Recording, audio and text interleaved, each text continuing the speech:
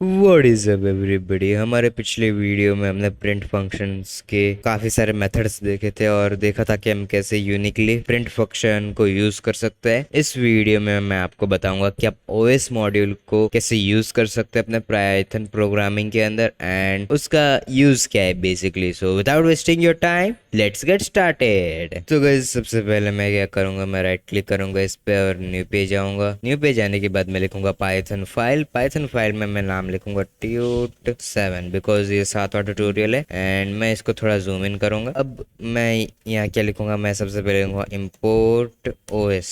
अब import os लिखने के बाद मैं आपको सबसे पहले ये बताना चाहता हूँ कि os मॉड्यूल एक्चुअली में है क्या। अब ये हमारा बिल्ट इन मॉड्यूल है, वो मैंने पिछले वीडियो में भी बताया था कि ये बिल्ट इन मॉड्यूल आता है पाइथन के साथ, हमें इसको एक्सटर्नली डाउनलोड नहीं करना पड़ता है। ये os किस काम के लिए, os stands for operating system, यानी कि ये आपके ऑपरेटिंग सिस्टम में जितने भी डायरेक्टरीज, जितने भी फाइल्स, जितने भी फोल्डर्स, जितने भी सब फोल्डर्स या फिर किसी भी फाइल का एड्रेस या फिर किसी भी सब फोल्डर का एड्रेस या फिर किसी के फोल्डर की डायरेक्टरी, ये सब चीजों को राइट रीड करने में हेल्प करता है हमारी, यानी कि आपके पाइथन प्रोग्राम की। तो मैं आपको थोड़ा और डीपली बताना चाहता हूँ ओएस मॉड्यूल के बारे में। तो सबसे पहले मैं जाऊंगा गूगल क्रोम पे एंड गूगल क्रोम पे जाने के बाद मैं लिखूंगा ओएस मॉड्यूल इन पाइथन। और इस मॉड्यूल इन पाइथन में जाने के बाद सबसे पहली जो वेबसाइट आएगी उसमें मैं बताऊंगा एंड इसमें भी जो मैंने बताया वही लिखा हुआ है कि कंसीडर करंट वर्किंग डायरेक्टरी, ये आप देख सकते हैं, ये आप पढ़ सकते हैं वीडियो पॉज करके या फिर इस वेबसाइट पर जाके। बट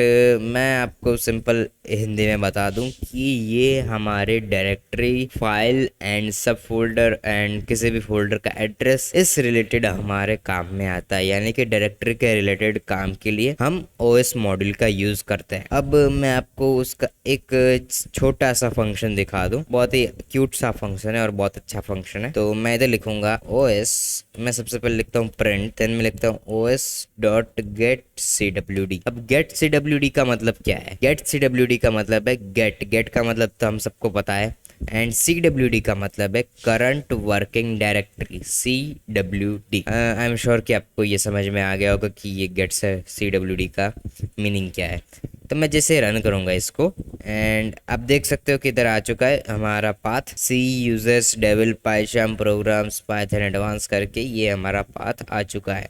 एंड इस पाथ के अंदर ये जो मेरी tut7.py वाली फाइल है वो सेव है इस फाइल के अंदर, तभी मैं इस चीज को एक्सेस कर रहा हूँ, इस पाथ को, वरना मैं इस चीज को एक्सेस नहीं कर सकता। इससे हमें ये पता चलता है कि हम किसी भी वर्किंग डायरेक्टरी में हो उसके अंदर हमारी एक पाइथन फाइल होनी चाहिए, तभी हम उस वर्किंग डायरेक्टरी का पता निकाल सकते हैं ओएस मॉड्यूल की हेल्प से। तो ये तो हो गई हमारे ओएस मॉड्यूल की और ये हमारे एड्रेस की बात। अब हम कुछ और फंक्शंस एंड कुछ और क्लासेस और ऑब्जेक्ट्स देखते हैं और ओएस मॉड्यूल के अंदर। तो सबसे पहले मैं आपको बताता हूँ कि आप अपनी करंट वर्किंग डायरेक्टरी को चेंज कैसे कर सकते हो। बट गाइस ध्यान रखना, आप कभी भी कोई फाइल रीड करो या राइट करो या फाइल के साथ कोई भी खिलवाड़ करो, वो आपकी करंट वर्किंग डायरेक्टरी में सबसे पहले ढूंढेगा आपका प्रोग्राम। सो एंड अगर आपकी करंट वर्किंग डायरेक्टरी चेंज होती रहती है या फिर आपने कोई चेंजेस किए उसके अंदर, तो आपको एरर थ्रो करके देगा और आप परेशान हो जाओगे और उसका आंसर आपको नहीं मिलेगा। सो आपको अपनी करंट वर्किंग डायरेक्टरी ध्यान से चूज करनी है और मैं तो कहूँगा कि आपका जहाँ पर जो आपकी फाइल सारी रखी रहती है प्रोग्राम की, उसी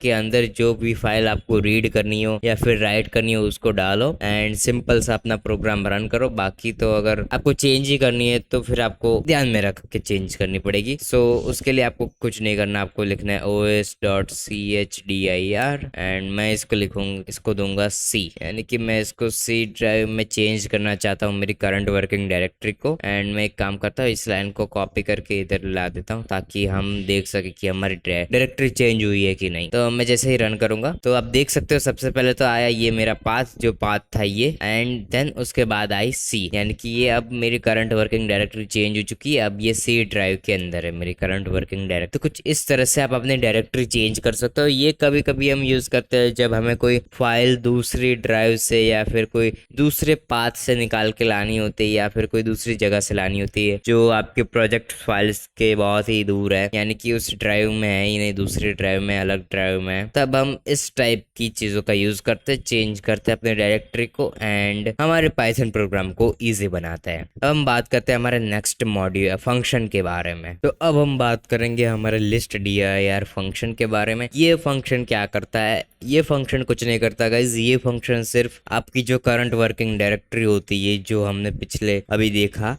2-3 मिनट पहले ही, तो उसके अंदर की जितनी भी फाइल्स होती हैं उसको रीड करके हमें शो कर देता है नीचे। मैं आपको एग्जांपल के तौर पे दिखा दूं। मैं अगर लिखूं print os.listdir, os लिखना पड़ेगा बिकॉज ये os मॉड्यूल के फंक्शंस हैं सारे, एंड जैसे ही मैं रन करूं आप देख सकते हो कि ये रिसाइकल बिन windows.bat विंडोज ये सारी फाइल्स, ये मेरी सी ड्राइव की फाइल्स है बेसिकली। ये इस जो मेरा पाइथन एडवांस का फोल्डर है उसकी फाइल्स नहीं है बिकॉज मैंने डायरेक्टरी चेंज की थी अपनी। तो डायरेक्टरी चेंज करने के बहुत सारे नुकसान भी है कि आपकी जो फाइल्स हैं वो उसी डायरेक्टरी की लेगा प्रोग्राम जिस डायरेक्टरी में आपने सेट किए थे। सो आपको अपने करंट वर्किंग डायरेक्टरी बहुत ध्यान से चूज करनी है, एंड मैं तो कहूँगा चूज ऐसे चेंज मत ही करो बिकॉज अगर आपने एक बार चेंज कर दिया और आप भूल गए उस डायरेक्टरी को कि कहाँ पर है, तो भाई आपके प्रोग्राम का सत्यानाश हो गया एंड आपका टाइम वेस्ट होगा। एनीवेज अब हम बात करते हैं लिस्ट डीआर के बारे में थोड़ा डिटेल में। मैं एक काम करता हूँ, मैं इसको कमेंट आउट कर देता हूँ एंड मैं उसके बाद मैं इसको रन करता हूँ। सॉरी मैंने डिबग कर दिया एंड मैं इसको स्टॉप करता हूँ। इससे मैं राइट क्लिक करके रन पे क्लिक करता हूँ, रन ट्यूट 7 पे, एंड आप देख सकते हो कि ये अब मेरी जो फाइल है पाइथन एडवांस वाली, ये जो मेरी पाइथन एडवांस का जो फोल्डर है उसकी फाइल्स को रीड कर रहा है। ऑब्वियसली रीड करेगा बिकॉज ये मैंने जो चेंज dir था उसको मैंने कमेंट आउट कर दिया है। तो लिस्ट dir इस काम में हमारी मदद करता है, जो हमारे डायरेक्टरी की जितने भी आइटम्स है, चाहे वो कोई भी फॉर्मेट में हो, फाइल में हो या फिर कोई भी डॉक्यूमेंट फॉर्मेट में हो, कोई भी फाइल हो, उसको रीड करके हमें बता देगा कि आपके इस डायरेक्टरी के इस फोल्डर के अंदर इतनी फाइल्स हैं। तो ये फंक्शन बहुत ही काम का है और बहुत ही यूजफुल भी है। सो इस फंक्शन को आपको ध्यान में रखना है। अब हम बात करते हैं हमारे नेक्स्ट फंक्शन के बारे में। और एक चीज गाइस, अगर मैं इस लिस्ट dir में सी लिख दूं इस तरह से कुछ एंड रन करूंगा मैं जैसे ही राइट क्लिक करके, तब देख सकते हो कि मुझे सी ड्राइव की सारी फाइल्स दिखा रहा है। तो अगर आपको किसी और डायरेक्टरी या फिर किसी और पाथ का अगर आपको देखना है कि उसके अंदर कितनी आइटम्स है या फिर उस डायरेक्टरी के अंदर कितने फोल्डर्स है या फिर उस फोल्डर के अंदर कितनी फाइल्स हैं, तो आप कुछ इस तरह से भी डाल के देख सकते हो। अब मैं ये कमेंट आउट कर देता हूँ इन तीनों को एंड अभी हम बढ़ते हैं हमारे नेक्स्ट फंक्शन के पास।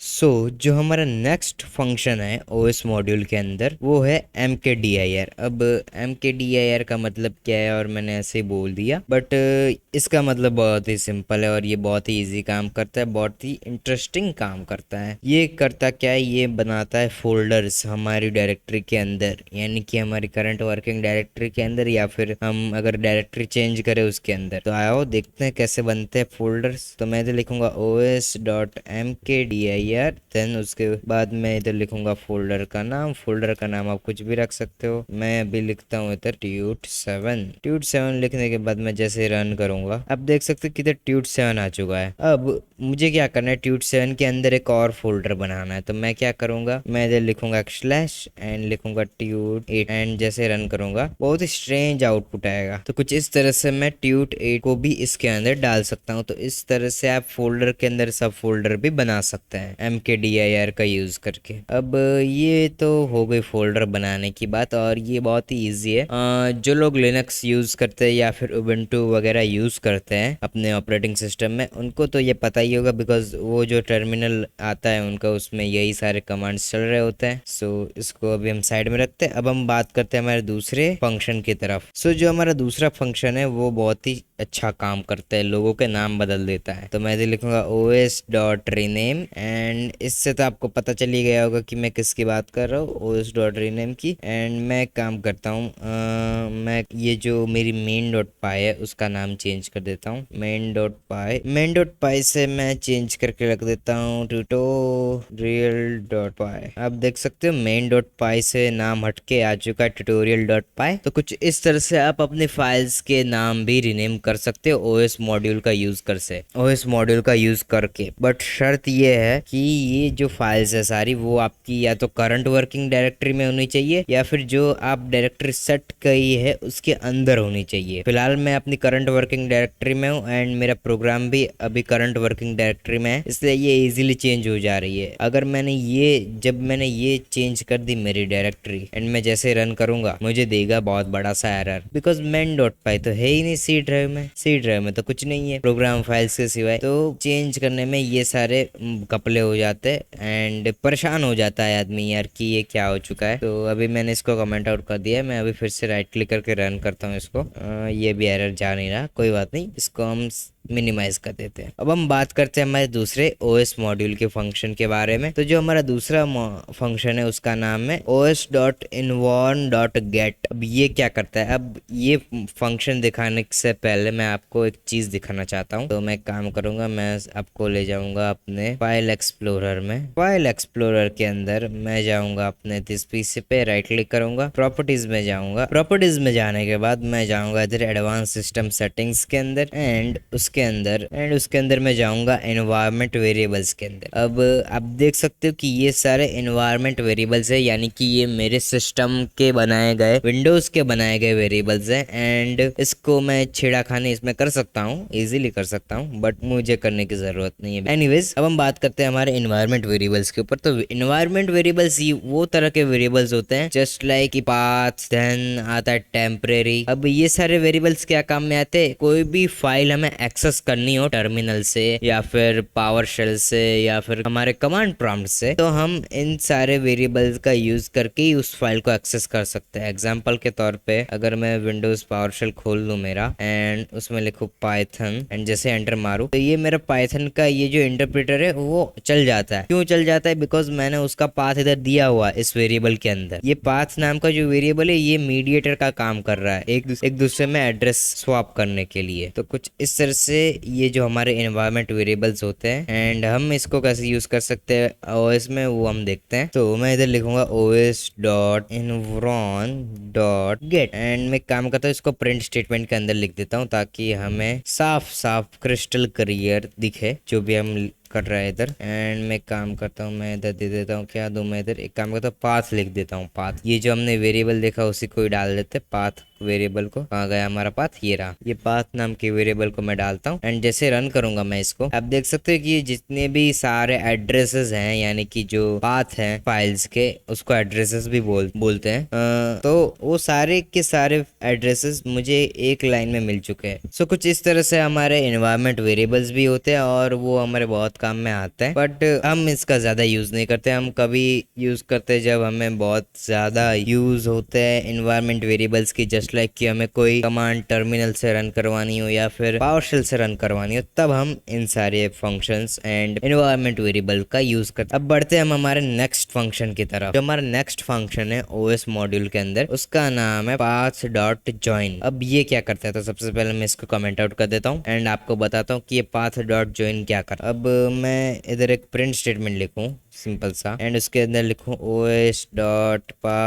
os.path.join एंड उसके अंदर मैं क्या लिखूं? सबसे पहले मैं लिखूंगा सी, फिर ये दो कोलन, इसको कोलन बोला जाता है, दो जो बिंदु है उनको ऊपर नीचे के कॉमा देके मैं लिखूं devanshu.txt एंड मैं जैसे रन करूं तो आप देख सकते हो कि ये मुझे //devanshu.txt दे रहा है। तो इसका काम क्या है? बेसिकली इसका काम ये है कि जो अलग अलग पाथ होते हैं यानी कि हमारी जो ड्राइव होती है उसका पाथ, यानी कि जो हमारी डायरेक्टरी होती है उसका पाथ एंड जो हमारी फाइल होती है उसका पाथ, वो दोनों अलग होते हैं। जब भी हमें उनको एक करना होता है तब हम इस फंक्शन का यूज करते हैं, बिकॉज हमें नहीं पता होता है कि हमारी डायरेक्टरी में कितने स्लैश है या फिर हमारी फाइल में कितने स्लैश आएंगे, आगे आएंगे, पीछे आएंगे, बीच में आएंगे, कहाँ पर आएंगे, वो हम एक एक स्लैश गिन नहीं सकते। तब हम इन चीजों का यूज करते हैं और ये बहुत ही ईजी होता है यार, कुछ नहीं करना होता है। इधर आप अपने डायरेक्टरी या फिर जो भी ड्राइव में अगर आप स्टोर करो डायरेक्ट, तो ड्राइव फाइल का नाम दे देना है एंड जो स्लैश आ रहे जो एड्रेस आ रहा है डायरेक्ट कॉपी करके इधर डालना है, फिर जो फाइल का एड्रेस है वो कॉपी करके इधर डालना है एंड देन रन करना है। आपका जो एड्रेस है वो बन गया, देन आप कॉपी करके डाल सकते हो उसके अंदर। तो कुछ इस तरह से काम में आता है हमारा os.path.join। अब हम बात करते हैं हमारे नेक्स्ट फंक्शन की तरफ। तो हमारा जो नेक्स्ट फंक्शन है os मॉड्यूल के अंदर, उसका नाम है os.path.exist। अब ये क्या करता है, तो मैं सबसे पहले प्रिंट लिख दूं एंड प्रिंट लिखने के बाद मैं लिखूंगा os.path.exist। अब मैं आपको थोड़ा बता दूं कि ये करता क्या है। ये ट्रू और फॉल्स रिटर्न करता है। किस बेसिस पे ट्रू और फॉल्स रिटर्न करता है, ये चेक करता है कि डायरेक्टरी इसके अंदर है या नहीं। जो भी हम इसको देते हैं डायरेक्टरी, जस्ट लाइक कि मैं अभी इधर लिख देता हूँ c://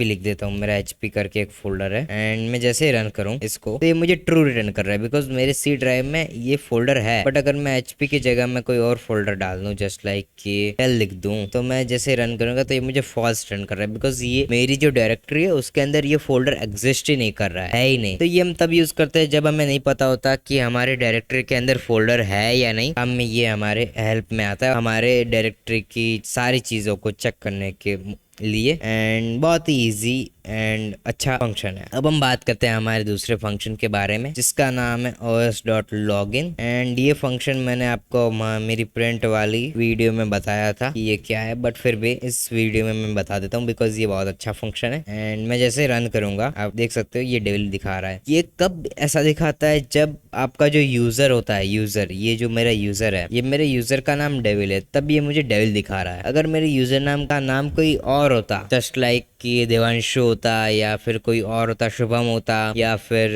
रोहन होता या फिर दिव्या होता, एनीथिंग XYZ कुछ भी होता, तो वो इधर दिखा देता। और ये हम कब यूज करते हैं, हम जब कोई प्रोग्राम यूजर को ग्रीट कर रहा है या फिर जो यूजर यूज कर रहा है उस प्रोग्राम को, उसको ग्रीटिंग मैसेज आप भेज रहे हो, आपको उसका नाम नहीं पता, उसने आपको कोई नाम नहीं दिया है आपका, बट उसके कंप्यूटर में तो उसका नाम होगा ना, उसके कंप्यूटर के यूजर में तो उसका नाम होगा, तो उसका फायदा उठाकर आप उसको ग्रीटिंग मैसेज दे सकते हो। तो ये फंक्शन इस काम में आता है एंड बहुत अच्छा फंक्शन है, बहुत काम का फंक्शन है। आपको इसको यूज करना चाहिए अपने पाइथन प्रोग्राम के अंदर एंड अच्छे ग्रीटिंग मैसेज अगर आपको बनाए तो ये फंक्शन आपके बहुत काम में आएगा। अब हम बात करते हैं हमारे लास्ट फंक्शन के बारे में एंड ये इतने ही नहीं है, आप जा सकते हो गूगल पे, इधर देख सकते हो कि ये OS मॉड्यूल के कितने फंक्शन है, तो आप देख सकते हो। सो आपको याद नहीं रखना है, मैंने अपनी स्टार्टिंग से मैंने आपको बताया कि आपको याद नहीं रखना है। ये वेबसाइट इधर है आपके यूज के लिए ही है और मैं जो अभी आपको पढ़ा रहा हूँ मैं ये वेबसाइट से ही पढ़ा रहा हूँ और जब मैं सीख रहा था तब भी मैं ये वेबसाइट का ही यूज कर रहा था एंड आपको भी इस वेबसाइट का ही यूज करना है और आगे भी जितने भी नई चीजें आएगी उसमें यही वेबसाइट में यूज करके आपको सिखाने वाला हूँ। तो आप भी इस वेबसाइट का यूज करो, मैं भी करूँ, बिकॉज यार ये सारी चीजें ना किसी ने बनाई है, जिस किसी ने भी बनाया उसने डिटेल दी हुई है, तो क्या है कि हम कभी भी उसको रेफर कर सकते हैं, हम उसको याद नहीं कर सकते बिकॉज हमारे पास बहुत सारे और भी काम होते हैं याद करने के लिए। हम अगर ये चीजें याद करने बैठ जाएंगे तो बाकी चीजें याद नहीं रहेंगी। सो आप आए पाइथन की वेबसाइट पे जाएं, सर्च करें OS मॉड्यूल के लिए एंड आपको जो फंक्शन चाहिए आप देख सकते हो और अगर फंक्शन नहीं है बाय चांस तो आप खुद का फंक्शन भी बना सकते हो। उसके बारे में भी हम आगे बात करेंगे कि हम कैसे अपना फंक्शन बना सकते हैं। सो अभी हम जाते हैं अपने इसके अंदर एंड जो लास्ट हमारा जो फंक्शन है उसको देख लेते हैं। तो मैं इधर लिखूंगा प्रिंट लिखने के बाद मैं लिखूंगा os.getPID एंड ये फंक्शन रन करने से पहले मैं अपना टास्क मैनेजर खोल लेता हूँ एंड मैं आपको बताता हूँ कि PID होती क्या है एंड मैं जाता हूँ अपने के अंदर यूजर डिटेल्स के अंदर, ओके डिटेल्स के अंदर जाता हूँ एंड मैं इधर सर्च करता हूँ पाइचाम। तब देख सकते हो कि अभी मेरे पाइचाम की ये PID क्या है। तो मैं अभी इसको रन करूँ जैसे ही एंड अभी ये PID चेंज हो चुकी है एंड ये चेंज होती रहती है सर्विस के मुताबिक, बट इधर ये यही रन हो रही है, कोई बात नहीं, इसको हम क्लोज कर देते हैं। बेसिकली PID ये होती है कि जो भी रिसोर्सेज हम चलाते हैं अपने कंप्यूटर के अंदर, जो भी सॉफ्टवेयर हम चलाते हैं या फिर जो भी कोई वीडियो या फिर कोई भी इमेज या फिर यूट्यूब का वीडियो चलाते हैं उसकी एक PID होती है। उस PID को अगर आप किसी को दे दो तो वो उस PID के साथ ना खिलवाड़ कर सकता है कि अगर आप अपने सॉफ्टवेयर में काम कर रहे हो तो वो उस PID की हेल्प से उस सॉफ्टवेयर को बंद कर सकता है आपके कुछ किए बगैर, या फिर कोई और भी उल्टी सीधी हरकतें कर सकता है। तो PID इस काम में आती है एंड ये हैकर लोग ज्यादा यूज करते हैं इन सारी चीजों को एंड आपको भी इसका नॉलेज होना चाहिए। एनीवेज तो ये थे हमारे कुछ function friends, and I hope कि आपको ये अच्छे लगे होंगे। एंड अगर आप चैनल पर नए हो तो चैनल को सब्सक्राइब करना मत भूलना, वीडियो को एक थम्स अप दे देना। एंड अगर आपको कोई सुझाव है या फिर और कोई चीज सीखनी है तब कमेंट में आप मुझे बता सकते हो। And I will see you in the next one.